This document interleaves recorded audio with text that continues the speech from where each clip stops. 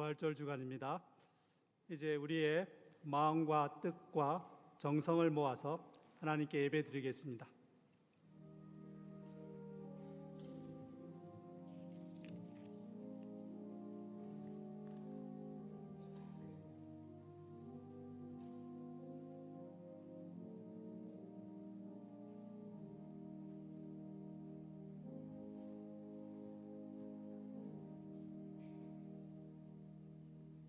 예수께서 이르시되 나는 부활이요 생명이니 나를 믿는 자는 죽어도 살겠고 무릇 살아서 나를 믿는 자는 영원히 죽지 아니하리라.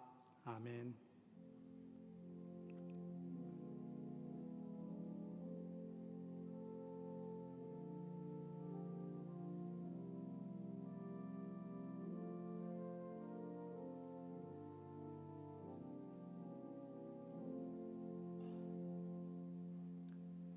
죄와 죽음을 이기시고 다시 사신 주님을 찬양합니다. 암담하고 낙담과 시름의 상황 속에 있더라도 부활의 능력으로 산 소망 속에서 진리의 빛을 보게 하옵소서. 나는 부활이요 생명이니 나를 믿는 자는 죽어도 살겠고 무릇 살아서 나를 믿는 자는 영원히 죽지 아니하리라고 말씀하시며 내가 이것을 믿느냐 물으시는 그러한 주님의 말씀을 가슴에 담고 영과 진리로 이 시간 온전히 예배하게 하옵소서. 예수님의 이름으로 기원드립니다. 아멘.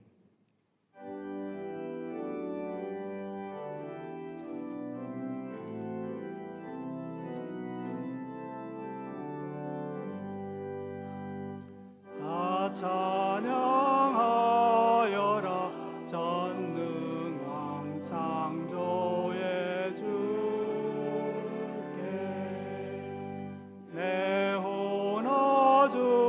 찬양 평강과 구원의 주님 성도들아 주 앞에 이제 나와 즐겁게 찬양하여라.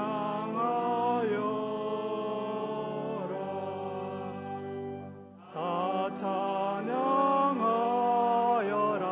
놀라운 만유의 주께 포근한 날개 밑 늘 품어주시는 주님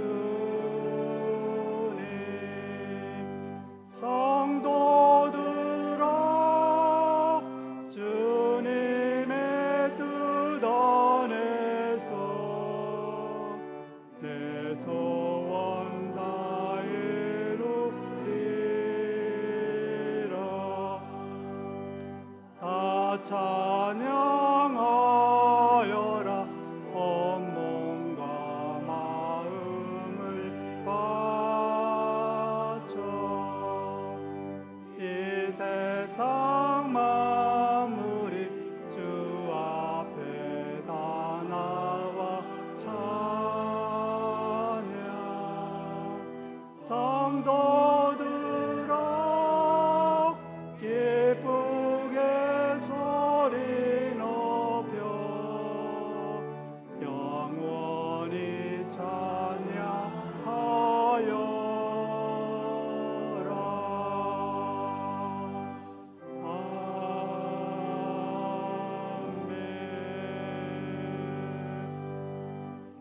사도신경으로 우리들의 신앙을 고백하겠습니다. 나는 전능하신 아버지 하나님 천지의 창조주를 믿습니다. 나는 그의 유일하신 아들 우리 주 예수 그리스도를 믿습니다. 그는 성령으로 잉태되어 동정녀 마리아에게서 나시고 본디오 빌라도에게 고난을 받아 십자가에 못 박혀 죽으시고 장사된 지 사흘 만에 죽은 자 가운데서 다시 살아나셨으며 하늘에 오르시어 전능하신 아버지 하나님 우편에 앉아 계시다가 거기로부터 살아있는 자와 죽은 자를 심판하러 오십니다. 나는 성령을 믿으며 거룩한 공교회와 성도의 교제와 죄를 용서받는 것과 몸의 부활과 영생을 믿습니다. 아멘.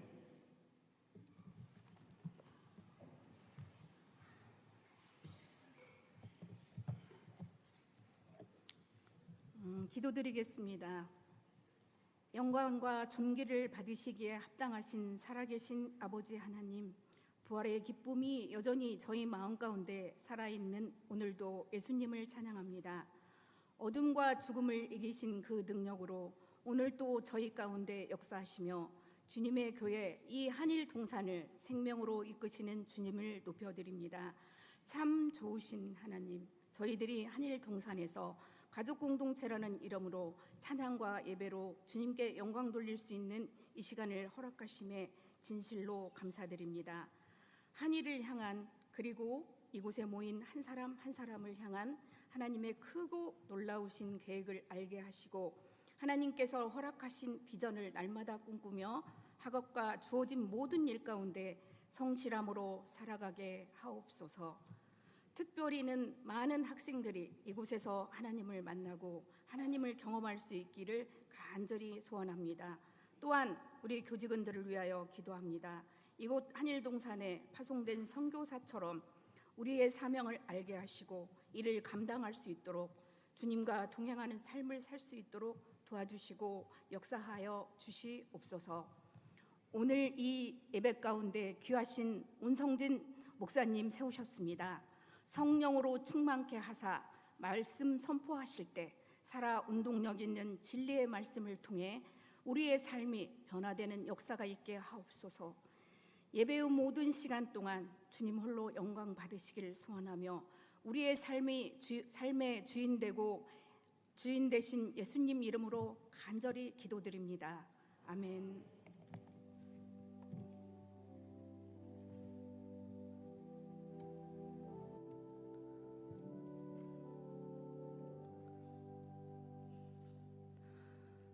오늘 우리에게 주시는 하나님의 말씀은 요한복음 20장 19절에서 23절입니다.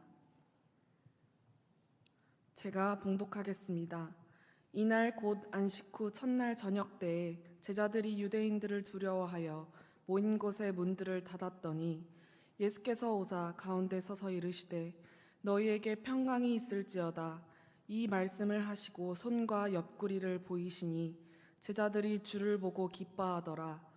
예수께서 또 이르시되 너희에게 평강이 있을지어다. 아버지께서 나를 보내신 것 같이 나도 너희를 보내노라. 이 말씀을 하시고 그들을 향하사 숨을 내쉬며 이르시되 성령을 받으라. 너희가 누구의 죄든지 사하면 사하여질 것이요 누구의 죄든지 그대로 두면 그대로 있으리라 하시니라. 이 말씀은 하나님의 말씀입니다. 하나님 감사합니다. 이제 본교 이사장이시고 주님의 교회를 담임하시는 운성진 목사님께서 부활이 오라는 제목으로 말씀을 전해주시겠습니다. 이틀 전에 저희들은 부활절을 보냈습니다. 이 부활절은 말 그대로 다시 산다는 뜻인데 사람이 한번 죽었는데 어떻게 다시 살아나겠어요? 그러나 예수님께서 다시 사셨고 또 다시 죽지 않으시고 하늘로 승천하셔서 부활의 첫 열매가 되셨다, 그렇게 말씀하시죠.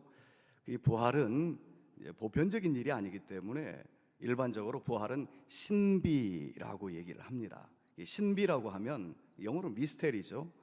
이것은 뭐 알려지지는 않았지만 과학적 분석으로는 우리가 이해하기 힘들지만 그러나 실상적으로 나타나는 현상을 얘기하는 거예요. 근데 이 신비가 우리의 삶 속에서 많이 있습니다. 출생의 신비도 그래요. 여러분이 태어나고 싶어서 태어났습니까? 태어나고 이렇게 어느 정도 내가 인지하고 보니까 내가 존재한 거예요. 그것도 신비입니다. 성장의 신비는 더합니다. 성장의 신비는 저는 저희 교회에서 쭉 한 25년가량 이렇게 목회를 하다 보니까 그 아버지가 성장하고 그리고 자녀가 성장하면서 닮아지는 걸 그대로 보는데 머리 벗겨지는 것도 그대로 닮더라고요. 그 이상합니다. 그게 신비입니다. 그거 설명하기 어렵습니다. 죽음의 신비도 있습니다. 보세요. 나이가 오래 드신 분도 안 돌아가시는 분이 계시고 아주 젊은 분이 또 돌아가시는 경우도 있고요. 그거 과학적으로 분석해내기가 참 어렵습니다. 우리가 건강을 지켜야 되지만 그것까지 감당하기는 참 어려울 것 같아요. 그러는 것처럼 이 부활도 신비입니다. 죽었는데 어떻게 다시 살아나요?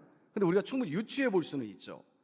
이를테면 다 죽어가는, 그건 이제 저는 시골 출신인데 그 시골에서 그 옛날에 그 모짜리 같은 거 할 때 보면요, 그 종자씨를 뿌렸는데 그게 새까맣게 타들어갑니다. 그런데 이상하게 거기에서 또 새싹이 나옵니다. 나무를 자르면 또 거기에서 구루터기에서 새싹이 나옵니다. 이것이 부활은 아니지만 다시 생명의 연장선으로 이어진다라고 하는 것은 틀림없는 사실입니다. 사람은 식물적 인격이 있습니다. 식물들이 가지고 있는 동물적 인격도 있습니다. 근데 거기에 사람으로서 갖추는 지정의의 또 인격이 있습니다. 그런데 거기에 우리 그리스도인들은 하나 더 있습니다. 부활의 인격, 그것을 우리는 그리스도적 인격이라고 그렇게 얘기합니다. 예수 그리스도의 인격, 그 차원이 또 다른 세계로 이어져 간다, 그런 얘기죠. 자, 우리가 어머니 뱃속에 있다가 이 세상으로 나온 것처럼 우리가 이 세상에 살다가 다시 또 다른 세상으로 나오게 된다는 거예요. 성경은 이것을 부활이라고 하는데, 그런데 부활에 대해서 우리가 이해하기가 어렵기 때문에 성경 뭐라고 그러냐면 일단은 믿으라고 그렇게 얘기를 합니다. 믿어라. 믿으면 하나님의 영광을 보리라는 성경 말씀이 있어요. 믿으면 그것이 너에게 능력이 된다, 이제 이런 이야기가 되겠죠. 믿어야 된다는 얘기입니다. 중국 춘추 전국시대에 여불위라고 하는 지혜로운 분이 계셨어요. 이분이 쓴 그 지혜서에 이런 이야기가 나옵니다. 한 농부가 농사를 열심히 짓고 있는데 농기계를 많이 가지고 있었어요. 그 중에서 나무를 이렇게 작업을 할 때 도끼를 가지고 있었는데 옆집은 이 도끼가 낡았고 없으니까 자꾸 옆집 농부가 와서 빌려달라고 하는 겁니다. 근데 한두 번이지. 그래서 안 빌려주고 투덜거렸더니 서로 관계가 좋지 않아진 거예요. 그러다가 어느 날 이게 산일을 나무하러 가려고 봤더니 도끼가 없어진 거예요. 이게 도끼가 없어진 걸 보면서 옆집 아저씨를 보니까 저놈이 분명히 가져갔다, 이렇게 생각을 한 거예요. 그러고 나서 보니까 행동하는 것도 틀림없이 가져갔고, 말하는 것도, 나를 피하는 것도 계속해서 어떤 현상으로 놓고 보더라도 분명히 범인은 저 옆집 아저씨예요. 그래도 증거가 없으니까 탁 터놓고 얘기를 못했는데 어느 날 이제 전에 쓰던 낡은 도끼를 가지고서 산일을 갔습니다. 산일에 가서 봤더니 전에 일했던 거기에 도끼가 떨어져 있는 거예요. 그러니까 이분이 거기서 생각합니다. 그럼 왜 저렇게 행동을 했지? 이제 여러 가지 생각을 해보니까 내가 오해했구나, 내가 잘못 알고 있었구나, 그것을 깨닫게 됩니다. 무슨 얘기냐면 의심하기 시작하면 끝도 없는 거고요. 대부분 그 의심은 자기 자신으로부터 시작이 돼요. 우리 주변도 가만히 놓고 보십시오. 의부증, 의처증, 다 자기 자신을 믿지 못하는 데서부터 나타나는 그런 현상들이죠. 그래서 믿으면 하나님의 영광을 보리라. 그런데 우리가 눈으로 보는 세계, 눈으로 보이지 않는 세계도 믿음으로 이해할 수 있어야 된다 하는 얘기예요. 자, 최근에 학문 중에서 양자역학이라고 하는 학문이 있습니다. 양자역학이라고 하는 말은 우리 사람도 그 원소로 전부 다 되어져 있다는 그런 얘기죠. 그것을 학문적으로 분석해가지고 과학적으로 설명해 내는 거예요. 그런데 이 양자역학에서 뭐라고 그러냐면 이렇게 얘기합니다. 사람의 순간 이동도 분석해낼 수 있다는 거예요. 사람의 순간 이동도, 그 미스테리한 거 아니에요? 여러분 유튜브 같은 데서 보시지 않았습니까? 사람이 갑자기 나타나기도 하고 없어지기도 하고, 이런 모든 것들을 우리가 지금은 우리의 이성으로, 과학으로, 합리적으로 다 분석을 해내지 못하지만 과학은 이미 이런 것까지라도 가능성이 있다라고 그렇게 열어두고 있습니다. 제가 무슨 얘기 하려고 그러냐면, 여러분 부활이라고 하는 것도 우리의 경험 속에 그렇게 많지 않지만, 그러나 그 부활이라고 하는 것도 우리가 믿음으로 일단 받으면 유익이 된다, 그런 얘기예요. 그래서 성경은 그렇게 얘기해요. 우리가 지금은 거울로 보는 것처럼 희미하지만 나중에 하나님 앞에 가면 얼굴과 얼굴을 대하는 것처럼 환하게 알 것이다, 그런 이야기를 해요. 근데 지금은 그냥 믿음으로 보면 알 수 있고 믿음으로 안 보면 이해할 수 없는, 그게 이제 부활인데, 자, 그러면 이 부활을 우리가 믿으면 어떤 유익이 있느냐? 두 가지 유익이 있어요. 첫 번째는 죽음을 이기는 그런 은혜가 있어요. 죽음을 이긴다고 그러니까 그럼 영원히 죽지 않는다는 거냐? 그런 얘기가 아니고 죽음의 두려움을 이긴다는 거예요. 죽음의 두려움을 이긴다는 얘기예요. 사람이 제일 큰 공포가 무엇인가를 조사를 했는데 그게 바로 죽을까봐 하는 걱정이래요. 죽을까봐 하는 걱정. 그런데 이 죽음의 공포를 이길 수 있는 길이 무엇이냐? 신앙생활을 하면, 다른 말로 얘기하면 부활의 예수님을 나의 구주로 믿으면 이게 반감이 된다는 거죠. 왜냐하면 보세요, 우리 일반적인 그 토속 신앙에서는 사람이 죽으면 그 영혼이 귀신이 된다고 그래요. 귀신이. 그래서 일반적으로 유교 문화 사상 속에서는 대부분 그랬죠. 제사 잘 드려야 된다. 왜 제사를 잘 드려야 되느냐? 귀천을 떠돌던 조상 귀신이 제사 드릴 때 제사밥에 와가지고 잘 먹으면 그것으로 자손들에게 복을 주고, 만약에 제사를 차려주지 않고 그러면 저주를 한다, 이런 얘기입니다. 제가 이 이야기를 쭉 이렇게 우리 교인들한테 했더니 어느 권사님께서 그래요. 요즘은요 제사 안 차리고 너무 좋아요. 그래요. 왜 그러냐고 그랬더니 뷔페집으로 가가지고 조상신 다 부른대요. 그리고 마음 놓고 드시라고 그런대요. 골라서 드시라고 그런대요. 이게 얼마나 맹랑한 거냐 이 말이에요 이게. 그런데 우리가 예수님을 믿으면요 우리가 죽지만 그러나 우리는 영원한 부활의 몸을 입고 하나님 나라 천국으로 들어간다고 그렇게 우리는 믿습니다. 그건 사실입니다. 자 보세요, 우리가 어머니 뱃속에 있을 때와 어머니 뱃속에서 나올 때는 다른 게 뭐냐면 우리의 본체가 육신의 몸을 입는 거예요. 근데 우리가 이 육신의 몸은 옷으로 제가 비유를 해볼게요. 제가 여기 강대상에 올라오니까 지금 가운을 입었잖아요. 강대상 내려가면 제가 가운을 벗고 일반 양복을 입습니다. 우리가 이 땅에 사니까 이 육신의 몸을 입는 거예요. 우리가 죽으면 부활의 몸을 입는 거예요. 부활의 몸. 그래서 성경에 뭐라고 그러냐면 신령한 몸, 영화로운 몸이라고 그랬어요. 그런 몸을 입어요. 그래서 성경은 뭐라고 하냐면 이렇게 얘기합니다. 그곳에는 우리가 부활할 때 그곳은 저주가 없고 눈물이 없고 고통이 없고 슬픔이 없고 아픔이 없다. 다른 말로 표현하면 트라우마가 없어요. 우리를 잡고 흔들고 있는 그 우울증과 그 조울증과 공황장애와 이런 걸로 인해서 우리를 계속해서 업어가고 있는 그런 모든 끈들이 다 끊어지는 곳이 천국이다, 그렇게 얘기해요. 근데 그 천국은 어떤 사람이 가는 거냐? 그 천국은 부활하신 예수 그리스도를 믿음으로 그 부활하신 첫 열매 되시는 그분을 따라서 믿음의 사람이 가는 곳이다, 그런 얘기예요. 그래서 우리가 부활 신앙을 가지면 일단 죽음을 이겨낼 수 있어요. 그런 사람들은 죽음을 두려워하지 않습니다. 죽음을 겁내지 않는 사람은 없죠. 그러나 죽음은 잠깐이라고 생각합니다. 그리고 그것을 극복하는 거죠. 여러분 보세요. 예수님께서 33살밖에 못 사셨습니다. 예수님의 12제자들 가룟 유다 예수님 팔고, 그리고 세례 요한의 제자에게 특별한 사명이 있어서 조금 오래 살이, 나머지는 다 순교하셨습니다. 기꺼이 순교했습니다. 자원해서 순교했습니다. 왜요? 영원한 아버지 하나님 나라 천국이 있기 때문에 그래요. 그러니까 죽음을 극복하는 거예요. 죽기를 무서워하지 않는 사람이 제일 무서운 사람이에요. 그러니까 예수 믿으면 죽을까 봐 하는 걱정, 죽음의 공포로부터 자유하게 된다. 이게 첫 번째고요. 두 번째는 그 부활의 예수님의 능력을 받으면 우리가 지금 이 땅에서도 좋아요. 지금 여기 현실에서도 좋아요. 오늘 성경 본문 말씀에 보면 예수님 십자가에 못 박혀 돌아가시고 부활했다고 했는데 내가 그 부활하신 주님을 직접 체험하지 못하고 믿음이 약한 거로 그 제자들의 공동체가 함께 모여서 두려워하고 불안해할 때입니다. 그때에 예수님께서 문이 닫혔는데 쑥 들어와요. 그게 부활체 몸이요.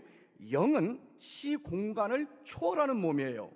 그래서 부활하신 예수님이 싹 들어오셔가지고 첫 번째 하신 말씀이 무슨 말씀이냐면 샬롬이라고 그랬어요.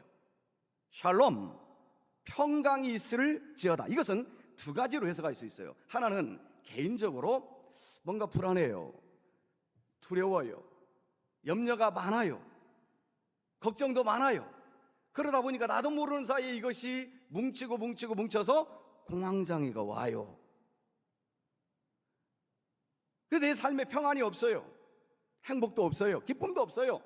자, 이런 사람들에게 자, 부활한 내가 죽음도 이기고 저주도 이기고 공포도 이기고 모든 아픔과 상처를 다 이기고 부활한 주님이 함께하기 때문에 두려워하지 말라, 평안을 가져라, 이렇게 얘기하는 거예요. 그러니까 정말 우리가 예수 그리스도를 붙들고 살면 이러한 놀라운 역사가 우리의 지금의 현재의 삶 속에도 이루어진다, 그런 얘기예요.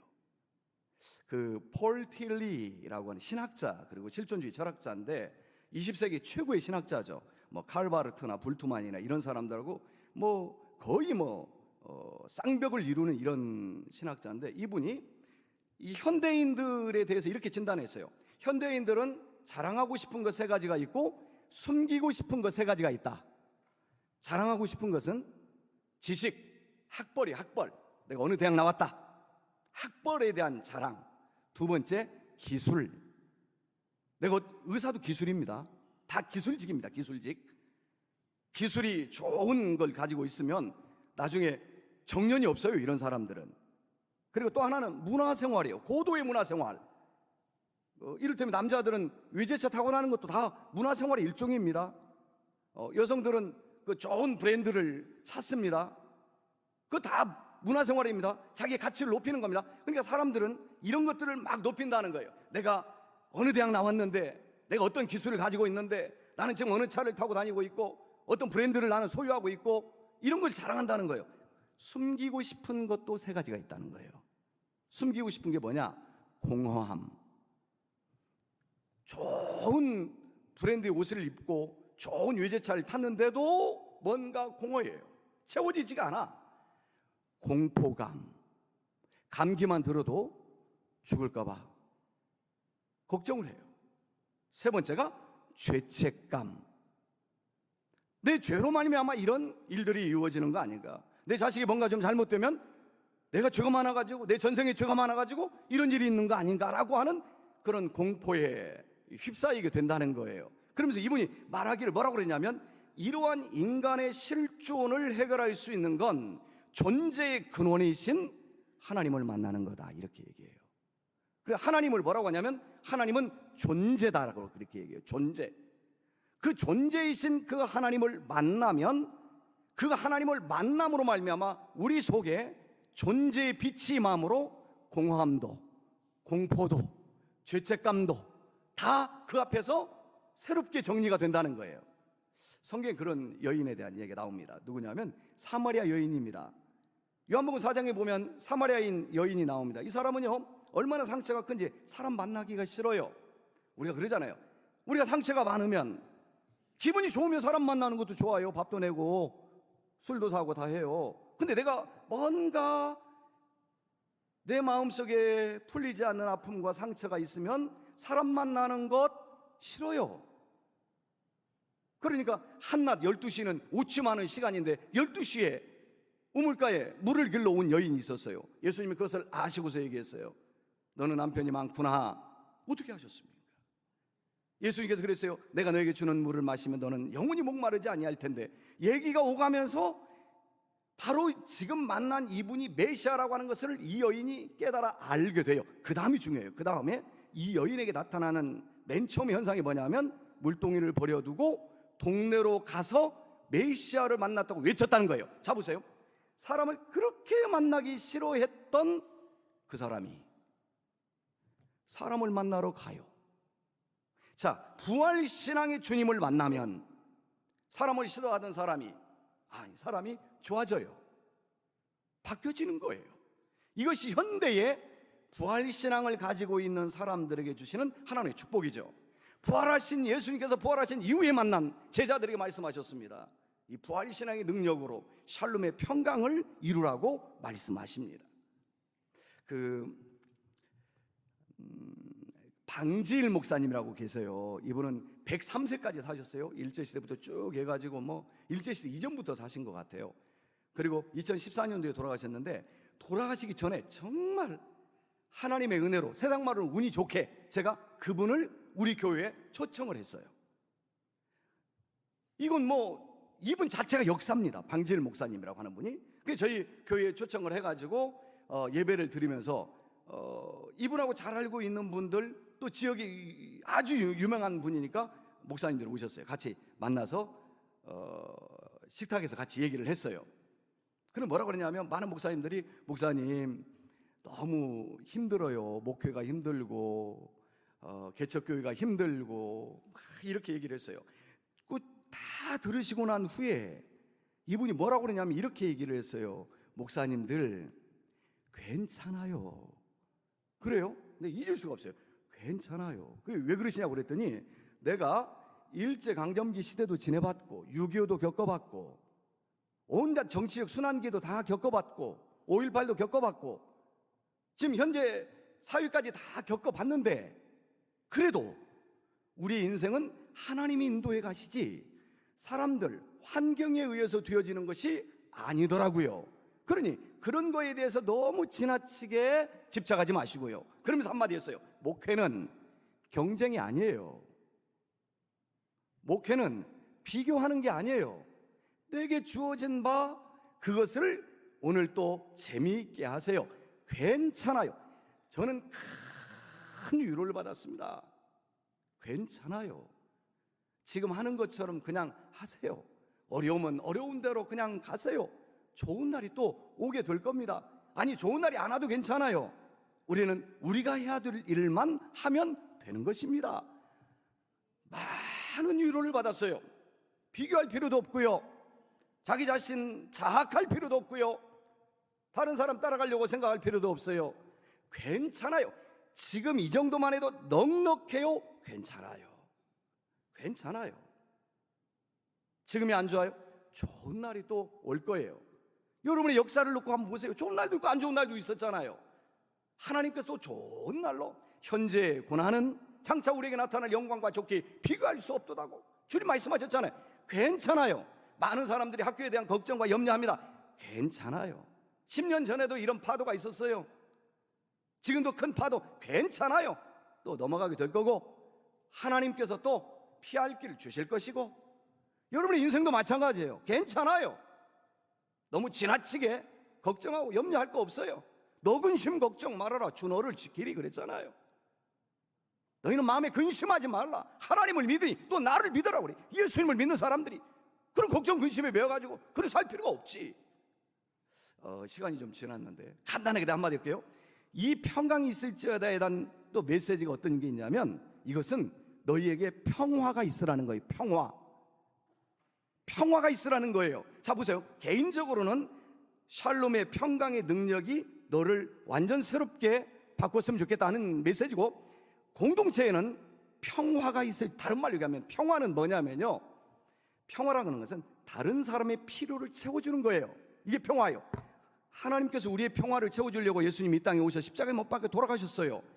평화는 다른 사람의 필요를 채워주는 거예요.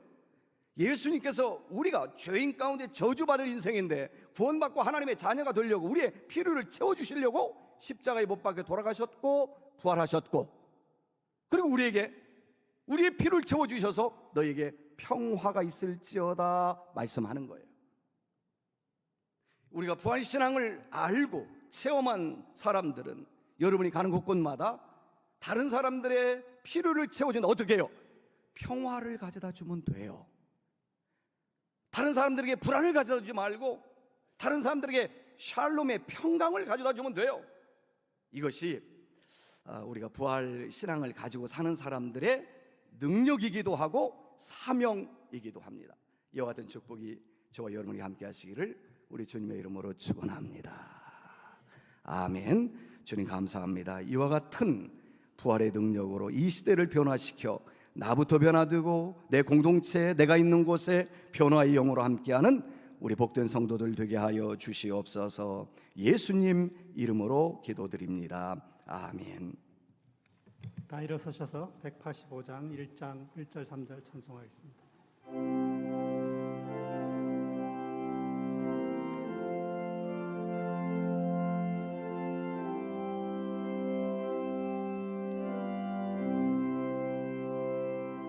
이 기쁜 소식을 온 세상 전하세. 큰 환난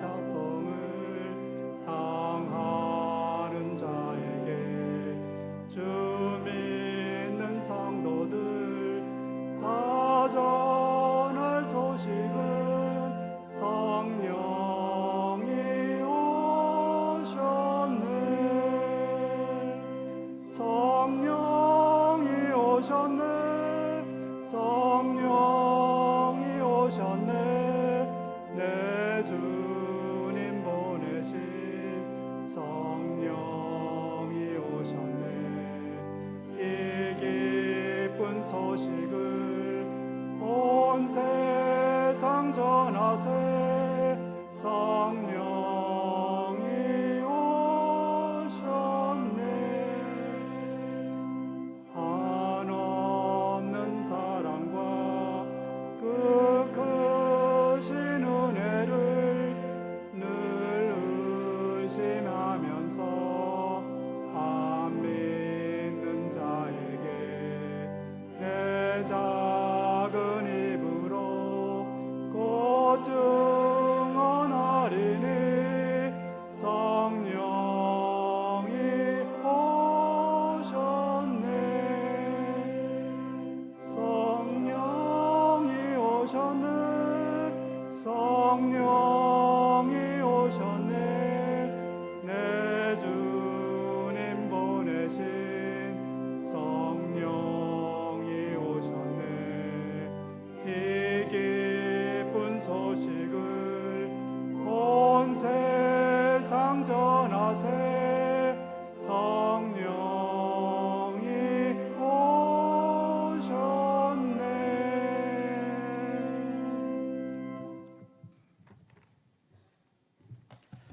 지금은 우리 구주 예수 그리스도의 부활 생명의 은혜와 우리를 사랑하시되 끝까지 우리를 찾으셔서 부르셔서 내가 너를 사랑하노라, 내가 너를 구원하노라 말씀하신 하나님 아버지의 사랑하심과 성령님께서 오늘 여기에 함께하여 부활하신 예수 그리스도 그분과 함께 접촉함으로 충만한 부활 신앙의 충전을 통하여 삶의 영역에서 최종 승리의 깃발을 흔들 때까지 낙심치 않고 부활의 새 생명의 은총을 찬양할 우리 모든 성도들에게 지금부터 영원 무궁토록 함께 하시기를 축원하옵나이다. 아멘.